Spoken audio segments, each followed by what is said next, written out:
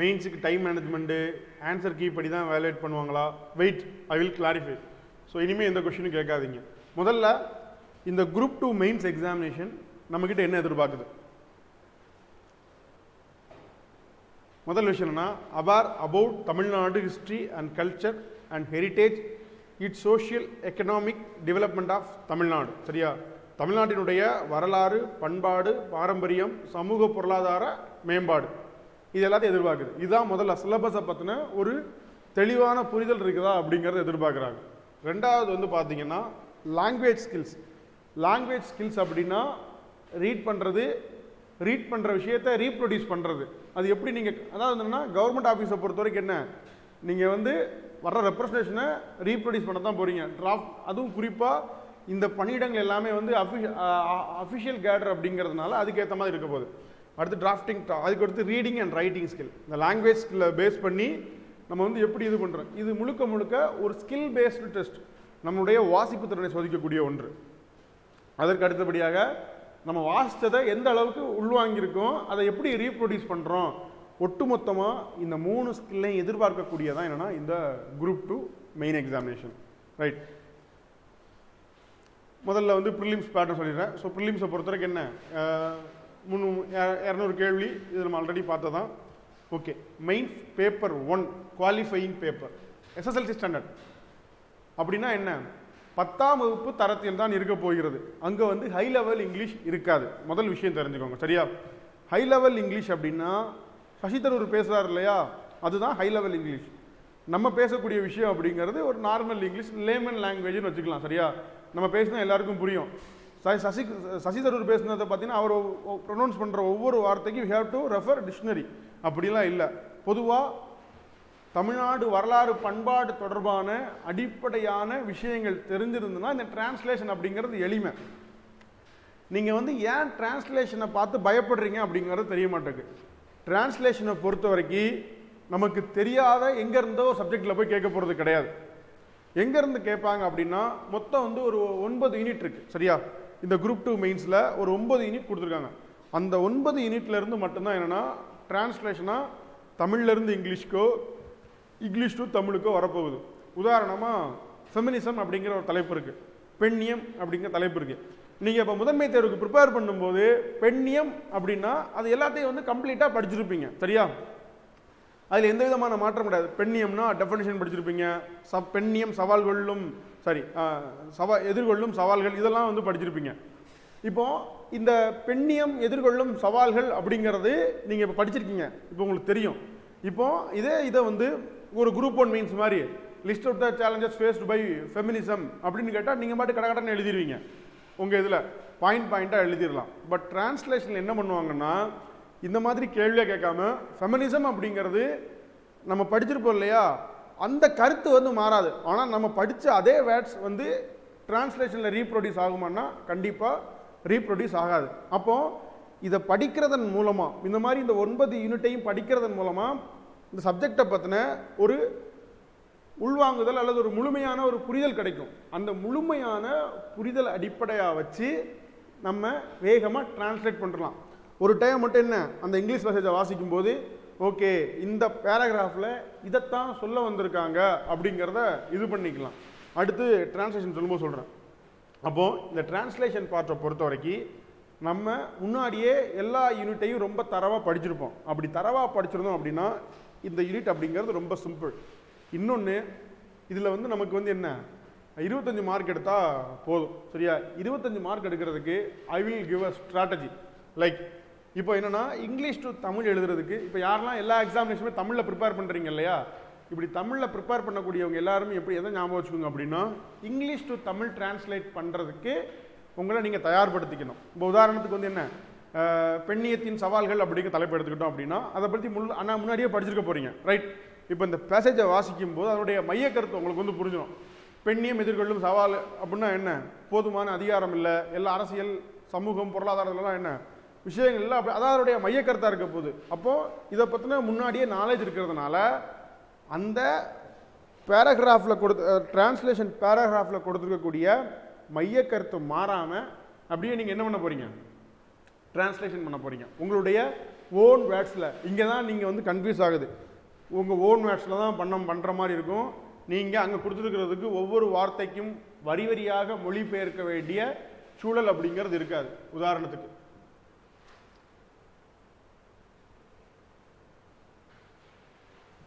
Translation explain பண்ணிக்கிறேன். அதுக்கப்புறம் என்ன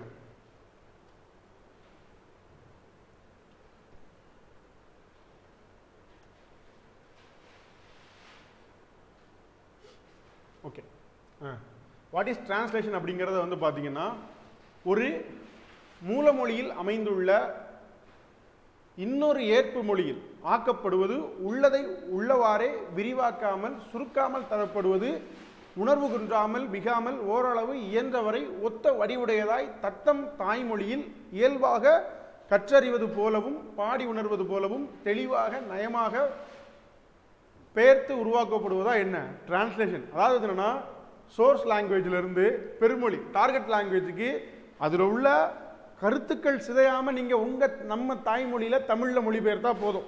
இதை புரிஞ்சுக்கோங்க. ஆனால் நம்ம மைண்ட் செட் எப்படி இருக்குன்னா இங்கிலீஷில் உள்ள ஒவ்வொரு வார்த்தைக்கும் அதற்கு இணையான தமிழ் வார்த்தையை வச்சு தான் என்ன மொழிபெயர்க்கணும் அப்படிங்கிற ஒரு இதில் எல்லாருமே வந்து நீங்கள் மைண்டில் ஃபிக்ஸ் பண்ணியிருக்கீங்க. That is not true, right? இதில் ஒரு விஷயத்தை பாருங்க, உள்ளது அதில் கண்டென்ட் மாறக்கூடாதுங்க, அதே மாதிரி சுருக்கக்கூடாது. அதுக்கப்புறம் என்ன அதில் சொல்லக்கூடிய அந்த ஃபீலிங், அந்த எமோஷன்ஸ், இது மாதிரியான விஷயங்கள் எதுவும் இருந்துச்சுன்னா அது எதுவுமே குறையக்கூடாது. அதுக்கப்புறம் த சேம் ஃபார்மெட் அப்படிங்கிறது இருக்கணும், அவ்வளோதான். அதுக்காண்டி ஒவ்வொரு வார்த்தைக்கும் நீங்கள் இது பண்ணணும் அப்படின்னு கிடையாது. இதுதான் சிலபஸ் சொல்கிற மாதிரிங்க. இப்போ origin and development of Tamil civilisation from classical antiquity to modernity. நீங்கள் லெமூரியாங்கிறது கேட்டீங்க இல்லையா, இந்த தலைப்பு கீழே லெமூரியா அப்படிங்கிறத கொண்டு வரலாம். அதனால லெமூரியா அப்படிங்கிறது படிக்க வேண்டாம் அப்படிங்கிறதெல்லாம் கிடையாது, ரைட்? அடுத்து சங்கம் period literature along with the historical events related to the language development. சங்கம் பீரியட் லிட்ரேச்சர்னா சங்ககால இலக்கியங்கள். இந்த சங்ககால இலக்கியங்களில் வரலாறு தொடர்பார்ந்த மொழி மேம்பாடு, குறிப்பாக வந்து பார்த்தீங்கன்னா பிராமியை பற்றி படிக்கணும், பிராமி வரி வடிவத்தை பற்றி எல்லாரும் தெரிஞ்சுக்கணும். பிராமி வரி வடிவத்துக்கு அப்புறம் வந்து கிரந்தம் அப்படிங்கிற ஒரு வரி வடிவம் வரும். கிரந்த எழுத்துக்கள் அப்படிங்கிறது பல்லவர் காலத்தில். கிரந்தம் அப்படிங்கிறது ஒன்றும் இல்லை, சமஸ்கிருத எழுத்துக்களை தமிழ் படுத்தி எழுதக்கூடியதான் என்ன கிரந்த எழுத்துக்கள் அப்படிங்கிறது. இதற்கப்புறம் வந்து பார்த்தீங்கன்னா என்ன வட்டெழுத்து அப்படிங்கிறது வரும். அப்போ இந்த மாதிரி நீங்கள் எலாபரேட்டாக சங்கம் பீரியட் லிட்ரேச்சர் அப்படின்னா சங்கம் பீரியட் லிட்ரேச்சரை பொறுத்தவரை என்ன சொல்லுது, சங்க இலக்கியங்கள் பெரும்பாலும் எதை பற்றி தான் வந்து பேசும். நீங்கள் உதாரணம் சொல்கிறேன், இப்போ சங்க ப்ரிலிம்ஸ் எப்படி படிப்பீங்கன்னா சங்க இலக்கியத்தை பொறுத்த வரைக்கும் என்ன பாட்டும் தொகையும் 17 மேல்கணக்கு நூல்கள் 17 கீழ்கணக்கு நூல்கள் அப்படிங்கிறது என்ன நீதி நூல்கள் அப்படிங்கிறது படிச்சிருப்பீங்க. இங்கே அப்படி கிடையாது. இதில் 17 மேற்கணக்கு நூல்கள் எதை வலியுறுத்துகிறது, 17 கீழ்கணக்கு நூல்கள் எதை வலியுறுத்துறது, சரியா? இல்லை குறிப்பாக த நேச்சர் ஆஃப் சங்கம் டெக்ஸ்ட் அப்படின்னு கேட்டாங்கன்னா முதல் விஷயம் அது பெரும்பாலும் மக்களுடைய வாழ்க்கையை பதிவு செய்தது. குறிப்பாக அகம் புறம், இன்னர் அண்ட் அவுட்டர், இதை பற்றி தான் தலைவன் தலைவி உறவு, அதுக்கப்புறம் என்ன தவிர்த்த புற உறவுகள், குறிப்பாக திணை அடிப்படையில் இருக்கும். அன்பின் 5 திணைகள், குறிஞ்சி, முல்லை, மருதம், நெய்தல், பாலை. நீங்கள் ஸ்கூல் புக்கில் வந்து இந்த புறநானூறு, அகநானூறு, நற்றிணை இது மாதிரி விஷயத்துலலாம் பார்த்தீங்கன்னா கீழே ஸ்கூல் புக்கில் கொடுத்துருப்பான். கீழே குறிஞ்சி திணை, பாலை திணை, முல்லை திணை, அந்த ஒவ்வொரு திணைக்குரிய வாழ்வியல் அடிப்படையாக வச்சு இந்த செய்தி அப்போ ஒட்டுமொத்தமாக புறநானூறு இதை வெளிப்படுத்துகிறது. அதே மாதிரி குறுந்தொகை இதை வெளிப்படுத்து, இந்த மாதிரி தான் இருக்கும். இல்லை ஹோலா சங்கம் லிட்டரேச்சர் எல்லாமே வந்து என்ன எதை வெளிப்படுத்துகிறது அப்படிங்கிறது இருக்கும். இதுதான் இப்போ இதுக்கான சிலபஸ் எல்லாம் நீங்கள் முன்னாடியே படிக்க போறீங்க. அப்படி படித்தாச்சுன்னா இதுல இருந்து வரப்போகுது musical tradition of Tamil Nadu, folk four, music, dance, musical instruments and folk drama, அடுத்து டிராமட்டிக் ஆர்ட் ஃபார்ம், தெருக்கூத்து, நாடகம், இதெல்லாம் விஷயம். அடுத்து social economic history, overseas trade, evidence from classical literature like Pattinappalai. அடுத்து வந்து ரேஷனல், இதெல்லாம் நம்ம பொதுவாக பார்க்கக்கூடிய, சரியா? ஃபெமினிசம், இது மட்டும் தான் நம்ம ப்ரிலிம்ஸ்ல இருந்து புதுசாக படிக்கக்கூடிய ஒரு 2 ஏரியா அப்படின்னா இந்த 2 மட்டும்தான். மீதமுள்ள 1.7 எல்லாமே வந்து ப்ரிலிம்ஸ்ல ஓரளவுக்கு என்ன நாம படிச்சிருப்போம், சரியா? அப்போ இந்த சிலபஸை வச்சு நான் எப்படி படிக்கணும்னு சொல்றேன், ரைட்? இப்போ நீங்க origin and development of Tamil civilisation, Tamil பண்பாட்டு வளர்ச்சி from classical antiquity to modernity, பழங்காலம் முதல் தற்காலம் வரை.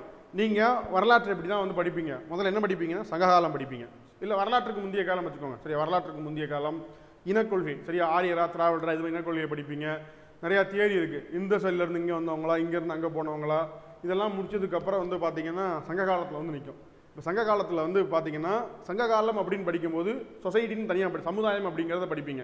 அடுத்து எக்கனாமி அப்படிங்கிறத படிப்பீங்க, ஃபைன் ஆர்ட்ஸ் அப்படிங்கிறத படிப்பீங்க. இதே மாதிரி தான் ஒவ்வொரு தலைப்புக்கு கீழே நீங்கள் படிச்சுட்டு வருவீங்க. அப்போ இந்த டாபிக் இருக்குங்க, ஃபோக் ஃபோர் மியூசிக் டான்ஸ்னா சங்க கால இசை படிச்சுட்டு உடனே என்ன கலப்பரர் காலமோ இல்லை பல்லவர் கால இசையோ அப்படிங்கிறத நீங்கள் வந்து படிக்கணும்.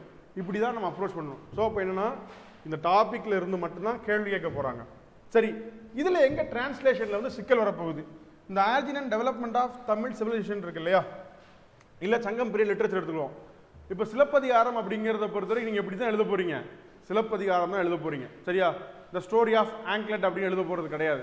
இந்த ஆங்க்லெட் அப்படின்னா வந்து என்ன, கால் சிலம்பு, சரியா? சிலப்பதிகாரம் அப்படிங்கிறது சிலம்பினுடைய கதை தான் சிலப்பதிகாரம். அப்படிலாம் எழுத. அப்போ சிலப்பதிகாரம் அப்படிங்கிற வார்த்தையை அப்படி தான் மொழிபெயர்க்க போகிறீங்க. குறிப்பாக இந்த இது 1.5 வரைக்கும் இருக்கு பாருங்க. 1.1 இருந்து 1.5 வரைக்கும் உள்ள விஷயங்கள் எல்லாமே அப்படியே மொழிபெயர்க்க மாதிரி இருக்கும். அதே நேரத்தில் என்ன, எல்லா கருத்துக்களையும் அப்படியே மொழிபெயர்க்க முடியும். இப்போ அகம்புறம் அப்படிங்கிறத நின்று விட்டுன்னு மொழிபெயர்த்துருவீங்க. அதே இதில் வந்து இப்போ சிலப்பதிகாரத்தில் உள்ள அந்த கற்புத்தன்மை அப்படியே எடுத்துக்கலாம். அதுக்கு வந்து விர்ச்சியஸ் அப்படின்னு ஸ்கூல் புக்கில் கொடுத்துருப்பாங்க.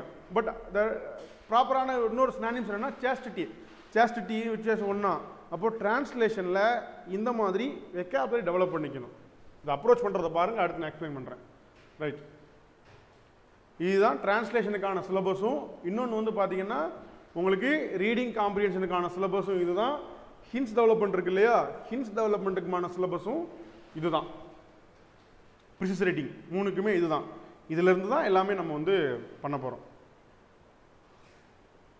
நம்ம அங்கே பார்த்தோம் இல்லையா, அதே தான். நாகரிகத்தின் தோற்றமும் வளர்ச்சியும்னா இதுதான் வரும். இன்னொரு விஷயம் தெரிஞ்சுக்கோங்க, நீங்கள் மன்னர்களுடைய வரலாறை படிக்கணுங்கிற அவசியம் கிடையாது. உதாரணத்துக்கு இம்பீரியல் பிற்கால சோழரை பொறுத்த வரைக்கும் என்ன, விஜயாலயம், ஆதித்யன், பராந்தகன் அப்படிலாம் படிக்கணும் அவசியம் இல்லை. ஒட்டு மொத்தமாக கலை வடிவங்கள். இப்போ வந்து அதில் 3 பிரிவு இருக்குது. ஆர்கிடெக்சரை பொறுத்த வரைக்கும் என்ன, ராஜேந்திரன் பாணின்னு ஒன்று இருக்கும். அந்த மாதிரி தான் நீங்கள் படிக்க போகிறீங்க. இதில் உள்ள சேலஞ்சஸ் சொல்கிறேன் பாருங்க, என்னெல்லாம் இருக்குது அப்படிங்கிறது. முதல் விஷயம் வெக்காபுலரி. நான் சொன்னேன் இல்லையா, அந்த வெக்காபுலரி அப்படிங்கிறது ஒவ்வொரு யூனிட்டுக்கு ஏற்ற மாதிரி வி ஹவ் டு டெவலப். அது டெவலப் பண்ணிட்டீங்கன்னா டிரான்ஸ்லேஷன் அப்படிங்கிறது ஈஸி. இதில் என்னென்னா அதனுடைய மையக்கருத்தை புரிஞ்சு தான் நம்ம எழுதணுமே தவிர்த்து கம்ப்ளீட்டாக எழுத எழுதணுங்கிறது கிடையாது. அடுத்து தமிழ் இங்கிலீஷ் வேர்ட்ஸ். அடுத்து the same word can be used in different situation. ஒரே மொழி சொல்ல வந்து பல்வேறு இடங்களில் பல்வேறு சூழலுக்கு ஏற்ற மாதிரி நம்ம எழுதக்கூடியதாக இருக்கணும். அடுத்து இன்னொரு விஷயம் என்னன்னா, டிரான்ஸ்லேஷன் ஷுட் பி நேச்சுரல், இயல்பாக வரணும். இப்போ வந்து பார்த்தீங்கன்னா சில பேர் அதை உள்வாங்கி நீங்கள் மொழிபெயர்த்துருவீங்க. அப்படி மொழிபெயர்த்ததை வாசிக்கும் போது வந்து பார்த்தீங்கன்னா நம்ம செய்தித்தாள்களில் ஒரு செய்தி படிக்கிற மாதிரி ஒரு கண்டினியூஸ் ஃப்ளோ இருக்குமோனா ஒரு கண்டினியூஸ் ஃப்ளோ இருக்காது, ஸ்ட்ரக்காய் வரும். அப்படி இல்லாமல் ஒரு செய்தித்தாளில் வந்து பார்த்தீங்கன்னா தமிழ் பேப்பர் எடுத்துக்கோங்க, அது வந்து டெக்னாலஜி எல்லா விஷயத்தையும் என்ன பண்ணுவாங்கன்னா தமிழில் எளிய தமிழில் யார் படித்தாலும் புரிஞ்சுக்க மாதிரி கொடுப்பாங்க. அதே மாதிரி தான் நம்மளுடைய டிரான்ஸ்லேஷன் இருக்கணும். இன்னொன்று நமக்கு SSL ஸ்டாண்டர்ட் கொடுத்துருக்கிறதுனால டிரான்ஸ்லேஷன் அப்படிங்கிறது வெரி சிம்பிள். ஸோ டிரான்ஸ்லேஷனை பொறுத்த வரைக்கும் என்ன உங்களுக்கு ஓரளவு புரியும்னு நினைக்கிறேன். இப்போ அடுத்த கேள்வி, நம்ம வந்து வார்த்தைக்கு வார்த்தை மொழிபெயர்க்கணுமா அப்படிங்கிறது. வார்த்தைக்கு வார்த்தை மொழிபெயர்ப்பது அப்படிங்கிறது கிடையாது. அதனுடைய மையக்கருத்து அதுக்கப்புறம் நான் சொன்னேன் இல்லையா, இந்த நேச்சுரல் டிரான்ஸ்லேஷன் அப்படிங்கிறது இயல்பாக இருக்கணும் அப்படிங்கிறது. இப்போ பேரண்ட் எலமெண்ட் அப்படின்னா என்ன, தாய் தனிமம்னு தான் பார்க்கோம். இப்போ வந்து பெற்றோர் தனிமம் நம்ம பார்க்கறது இல்லை. டாக்டர் எலமெண்ட்னா சேய் தனிமம் தான் பார்க்குறோம், மகள் தனிமம்னு பார்க்கறதில்ல. இதே மாதிரி எடுத்துக்காட்டை வச்சு தான் என்ன நம்ம இது பண்ண போகிறோம். அதுக்கப்புறம் சில ஃப்ரேஸ் லெவல் டிரான்ஸ்லேஷன் இருக்குது. மேக் ஹேவே வெயில் சன்சைன்ஸ், காற்றுள்ள போதே துற்றிக்கொள் அப்படிங்கிறத இந்த ஐடியம்ஸ் அண்ட் ஃப்ரேசஸ் இருக்கு இல்லையா, அதை அந்த மாதிரி இயல்பாக இருக்கணும். நம்ம வாட்டுக்கு மேக் ஹே வெயில் சன்சைன்னா ஒவ்வொரு வார்த்தைக்கும் மொழிபெயர்த்தோம்னா அதெல்லாம் வராது. அப்போ இந்த மாதிரி phrase level translation word level translation எல்லாத்துக்கும் நம்ம ஒரு இயல்பான மொழிபெயர்ப்பை தான் பயன்படுத்தணும். இந்த விஷயம் உங்களுக்கு என்ன புரிஞ்சுது அப்படின்னா போதும். பாருங்க, தமிழ் ஆங்கில மொழிபெயர்ப்பு சிக்கல்கள். இப்போ வந்து தமிழில் பார்த்தீங்கன்னா ஜபம், வழிபாடு, தொழுகை, ப்ரேயர் அப்படிங்கிற இங்கிலீஷ் வேர்ட்ஸ்க்கு 3 என்ன தமிழ் வார்த்தை இருக்கு, சரியா? அடுத்து ஆங்கிலத்தில் பிரேயர் என்னும் சொல்லின் பொறுமையை குறிக்க வேறு சொற்கள் இருக்குது. Invocation, worship, cult. தமிழில் மிகவும் வேறுபாடுகளை. அப்போ என்னன்னா இதே மாதிரியான சிக்கல் வந்து எங்கே இருக்குன்னா உங்களுக்கு இந்த கல்ச்சர் தொடர்பான டெர்மினாலஜியில் இருக்கும். அதை நீங்கள் எப்படி டேக்கிள் பண்ணணும் அப்படின்னா பை டெவலப்பிங் ஒரு ஹிண்ட்ஸ், சரியா? அந்த வெக்காபுலரி டெவலப் பண்ணுறது மூலமாக இது பண்ணணும். அதே மாதிரி ஆங்கிலத்தை பொறுத்த வரைக்கும் தமிழில் வந்து கேளு அப்படின்னா என்ன, ஆஸ்க், லிசன், ஹியர், ஒபே அப்படிங்கிறதெல்லாம் வந்து ஒரே சொல்ல முடிஞ்சிடும். அப்போ இந்த மாதிரியான வார்த்தைகள் எங்கெல்லாம் வந்து வருது அப்படிங்கிறத நீங்கள் புரிஞ்சு அதுக்கேற்ற மாதிரி பார்த்தீங்கன்னா, ஹீ மைண்ட் யுவர் பிஸ்னஸ்னால் அவன் தொழிலை வேலையை பார்த்துட்டு போ அப்படிங்கிறதான் பொதுவான ஒரு இது. அது தூய தமிழ் வந்து நான் உன்னுடைய தொழிலை பார்க்கவும் அப்படின்னு சொல்ல முடியாது. அவன் வேலையை பார்த்துட்டு போ, நம்ம அப்படி சொல்லணும். மைண்ட் யுவர் பிஸ்னஸ் அப்படிங்கிற வார்த்தைக்கு வேலையை பார்த்துட்டு போ அப்படிங்கிறதா என்ன இங்கிலீஷில் வந்து மைண்ட் யுவர் பிஸ்னஸ் அப்படிங்கிறது. அப்போது இந்த மாதிரியெல்லாம் நம்ம இயல்பாக மொழிபெயர்க்கணும். அப்படின்னா இந்த மொழிபெயர்ப்பில் உள்ள விஷயங்கள் தெரிஞ்சுக்கணும். நான் சொல்கிறது என்னென்னா, உங்கள் மைண்ட் செட்டில் டிரான்ஸ்லேஷன் அப்படின்னாலே ஒவ்வொரு வார்த்தைக்கும் அதற்கு இணையான சொற்களை கொண்டு மொழிபெயர்க்கணும்னு நினைக்கிறீங்க. அப்படி கிடையவே கிடையாது. ஒரு விஷயம் இருந்துச்சுன்னா அந்த விஷயத்தை உள்வாங்கி அதுக்கேற்ற மாதிரி மொழிபெயர்க்கணும். பாருங்க, இந்த 4 சென்டென்ஸ் இருக்கும்.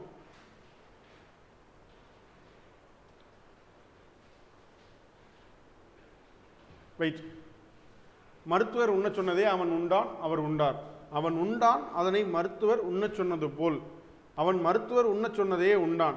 இதில் வந்து பார்த்தீங்கன்னா இதுவும் ஒரே பொருள் தான், இதுவும் ஒரே பொருள் தான், இதுவும் ஒரே பொருள் தான். பட் எது வந்து ரொம்ப சிம்பிளாக நமக்கு அண்டர்ஸ்டாண்ட் ஆகுதுன்னா, மருத்துவர் உண்ண சொன்னதே உண்டான். சிம்பிளாக நமக்கு புரிஞ்சிருச்சு இல்லையா? அப்போ இது புரிஞ்சுதுன்னா it is more than enough. இதுதான் தெரியாமல் நம்ம எல்லாரும் என்ன பண்ணுறோம் அப்படின்னா வந்து ஐயோ டிரான்ஸ்லேஷன்னா ரொம்ப கஷ்டமாக இருக்குன்னு அப்படி நினைக்கிறோம். இந்த மாதிரி வந்து நம்ம மொழிபெயர்ப்பு அப்படிங்கிறது எப்போதுமே இயல்பாக இருக்கணும். அப்போது இதுக்கேற்ற மாதிரியான ஒரு வெக்காபுலரி அப்படிங்கிறத நம்ம என்ன டெவலப் பண்ணணும். ஒரே நிமிஷம் வெக்காபுலரி காட்டுறேன்.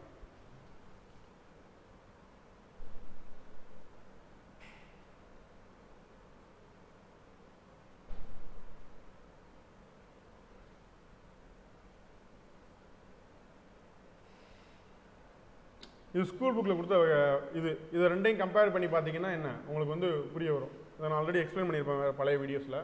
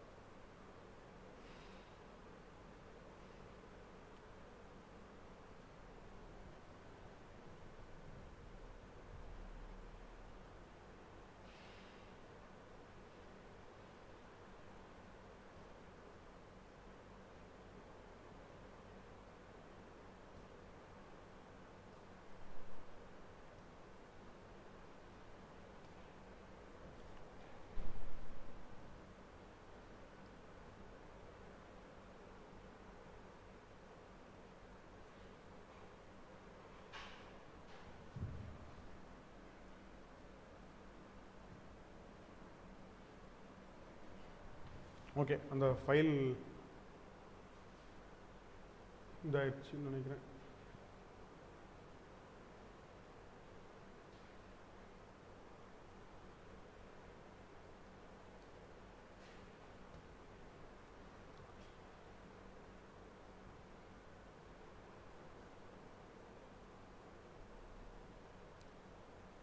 அப்போது நம்ம டிரான்ஸ்லேஷன் அப்படிங்கிறது கம்ப்ளீட்டாக இப்படி தான் இருக்கணும். ரைட்.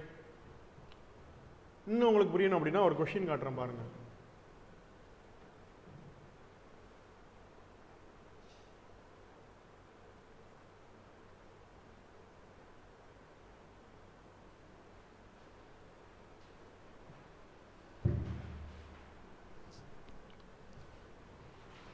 ஒரே நிமிஷம் அப்படி கொஸ்டின் காட்டுறேன்.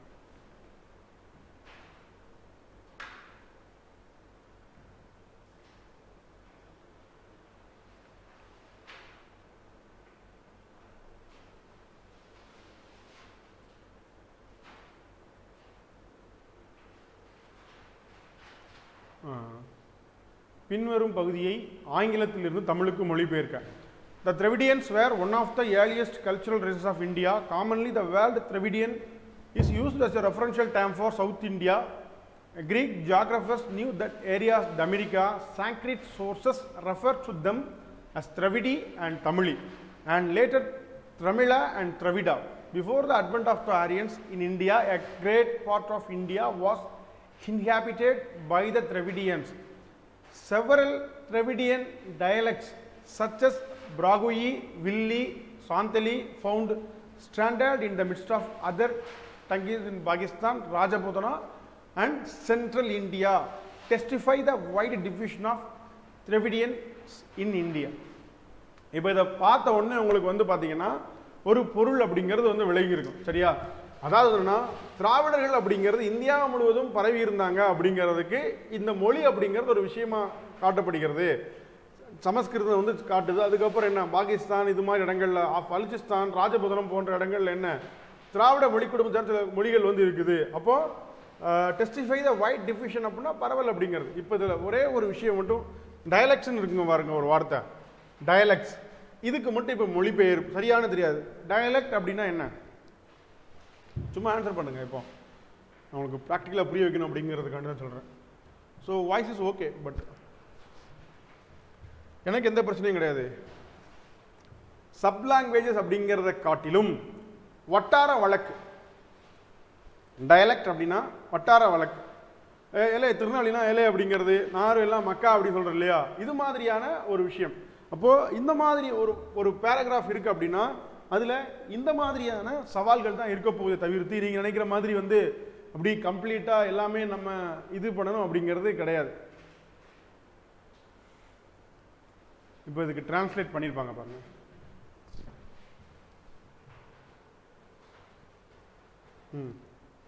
இந்தியாவின் மிக பழமையான சமீதாகம் திராவிடமாகும். சரியா? இங்க வந்து பாத்தீங்கன்னா it is a cultural races இருக்கும். அப்போ இந்த இடத்துல என்ன அப்படின்னா வந்து ஒரு கலாச்சார இனம், திராவிட இனம் அப்படிங்கிறது, அந்த ரேஸ் அப்படிங்கிறதுக்கு ஒவ்வொருத்தரும் ஒவ்வொரு மாதிரி பொருள் கொள்றாங்க. ஆனா இந்த பேராகிராஃபையும் இதையும் வாசிச்சிங்க அப்படின்னா இதனுடைய மைய கருத்து அப்படிங்கிறது வந்து என்ன மாறி இருக்காது. அப்போ உங்களுடைய மொழிபெயர்ப்பு அப்படிங்கிறது இதனுடைய மைய கருத்து மாறாமல் இருந்தால் போதுமே தவிர்த்து வார்த்தைக்கு வார்த்தை நீங்க மொழிபெயர்க்கணும் அப்படிங்கிறது அவசியம் அல்ல. இதை நீங்க புரிஞ்சுக்கிட்டீங்க அப்படின்னா டிரான்ஸ்லேஷனை ஒரு பெரிய பேர்டனா நினைக்க மாட்டீங்க. சரியா? அதே மாதிரி தான் அவங்களுடைய இந்த பேசேஜ் எல்லாமே அப்படிதான் இருக்கு. டிரான்ஸ்லேஷன் ஏதாவது சந்தேகம் இருக்குதா?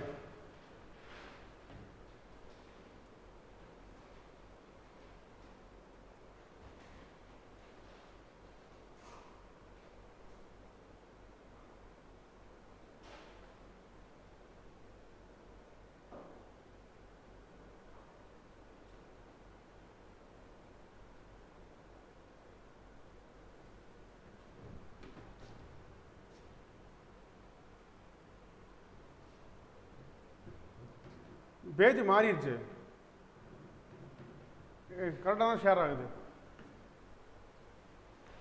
வெக்காபுலரி வந்து நீங்கள் படிக்கும்போது உங்களுக்கு என்னென்ன வார்த்தைகளுக்கெல்லாம் சரியான இது தெரியலையோ அதுக்கேற்ற மாதிரியான ஒரு இதை வந்து நீங்கள் என்ன டெவலப் பண்ணிக்கணும்.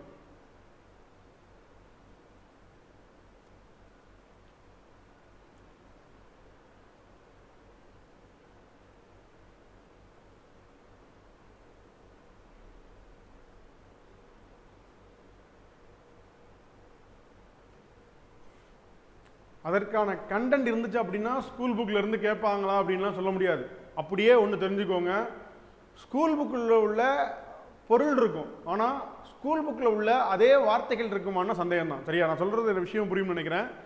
ஸ்கூல் புக்கில் உள்ள விஷயம் அவங்க சப்போர்ட் பண்ணும், ஸ்கூல் புக்கில் உள்ள பொருள் வந்து ஒத்துப்போகும். ஆனால் ஸ்கூல் புக்கில் பயன்படுத்திக்கக்கூடிய அதே எழுத்துக்களோ சொற்களோ இருக்குமான்னா கண்டிப்பாக இருக்காது.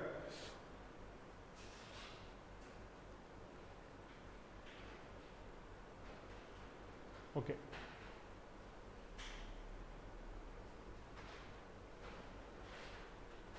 இது மாதிரி நிறைய பேர் எழுதியிருப்பாங்க. இன்னொரு பேப்பரை பார்க்கலாம் அதே இதுக்கு.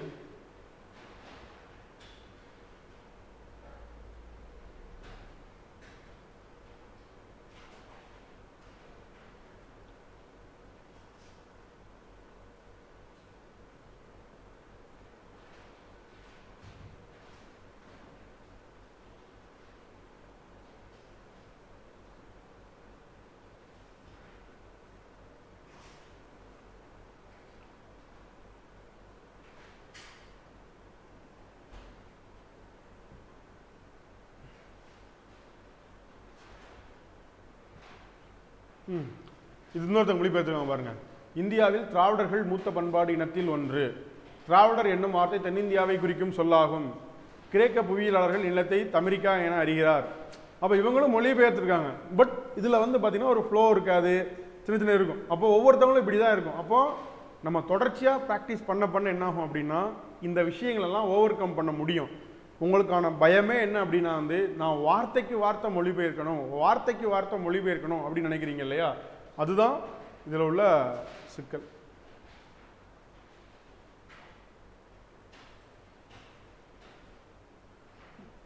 நான் அதெல்லாம் உங்களுக்கு சொல்கிறேன். Right, okay. ஸோ டிரான்ஸ்லேஷன்லேருந்து I will skip to other chapters.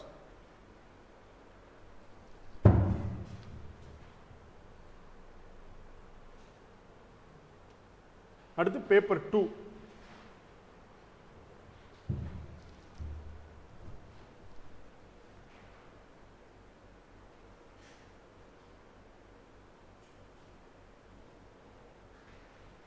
இதில் வந்து நீங்கள் கிராமர்லாம் கண்டுக்கிடணும்னு அவசியமே கிடையாதுங்க. நீங்கள் கிராமர்லாம் பார்த்து எழுதணும்னா இட் இஸ் வெரி டிஃபிகல்ட். கிராமர்லாம் இட் இஸ் நாட் நெசசரி. பொருள் விளங்கினா போதும், அவ்வளோதான். கிராமர் பார்த்தீங்கன்னா அதுவே பெரிய விஷயம். கிராமர் நீங்கள் பெரும்பாலும் டிரான்ஸ்லேஷனை பொறுத்தவரை கண்டுக்க வேண்டாம். சரியா?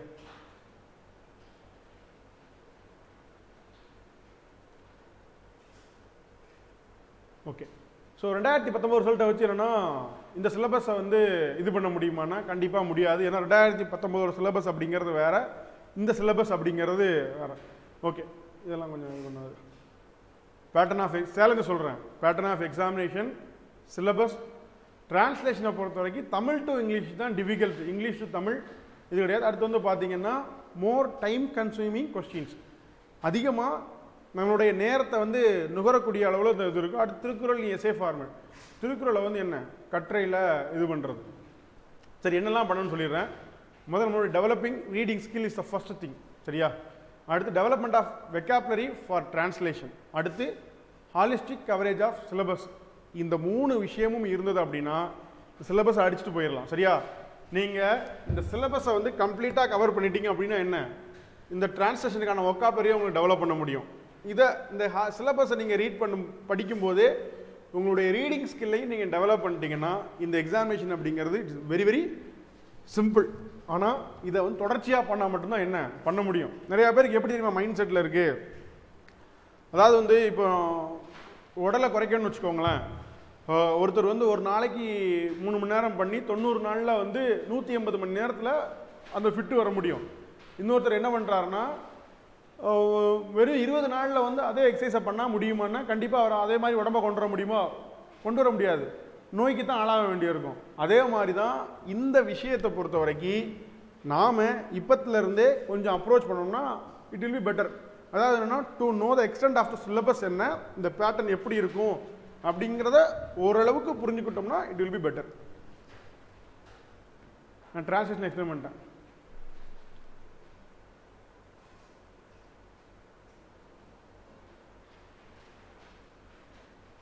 பாருங்க, கீழ்காணும் பகுதியை அதன் 1/3 பங்கு அளவில் சுருக்கி எழுதி உங்கள் சொந்த நடையில் எழுதுக. Summarise the following section by 1/3 of its size and write in your own style given the correct title. சரியா? இந்த ப்ரிசைஸ் ரைட்டிங்கையும் இப்படி தான் சொல்ல போகிறாங்க. இப்படி தான் அவங்களுடைய சொந்த நடையில் தான். ஏன்னா நான் சொன்ன மாதிரி இந்த பேப்பர் அப்படிங்கிறது ஒரு ஸ்கில் பேஸ்டு டெஸ்ட் பேப்பர். அப்போ இது எல்லாமே இப்படி தான் இருக்க போகுது. ஓகே, நான் சொல்கிற விஷயம் புரிஞ்சுதுன்னா இட் இஸ் பக்கா. உங்கள் ரீடிங் ஸ்கில் டெவலப் ஆனால் மட்டும்தான் ரீடிங் ஸ்கில்லு சிலபஸை கம்ப்ளீட்டாக நான் சொன்ன மாதிரி படித்தா மட்டும்தான் என்ன இதெல்லாம் நம்ம ஓன் வேர்ட்ஸில் உள்வாங்கி ஒரு குறிப்பிட்ட நேரத்துக்குள்ள எழுதி முடிக்க முடியும். இல்லை அப்படின்னா ரொம்ப நேரம் ஆகும். ஆக்சுவலி இந்த கொஷினை மட்டும் இந்த ஒரு இதை மட்டும் ஷேர் பண்ணுவேன். சரியா? இந்த என்டையர் பிடிஎஃப் நான் உங்களுக்கு ஷேர் பண்ணுவேன், நீங்கள் யூட்டிலைஸ் பண்ணிக்கலாம். சரியா?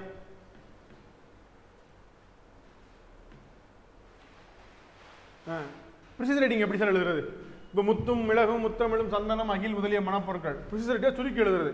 இப்போ இந்த ஒரே வார்த்தையில் வந்து பார்த்தீங்கன்னா நறுமண பொருட்கள் முடிச்சிடலாம். அப்போ இப்படி தான் ப்ரிசைஸ் ரைட்டிங்கை வந்து அப்ரோச் பண்ணணும். அப்போ தொடர்ச்சியான வாசிப்பு, தொடர்ச்சியான பயிற்சி இதெல்லாம் இருந்தால் மட்டும்தான் இது பண்ண முடியும். ரைட்?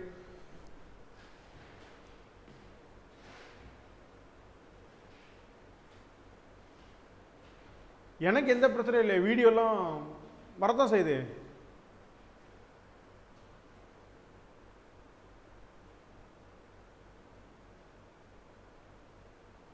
ஓகே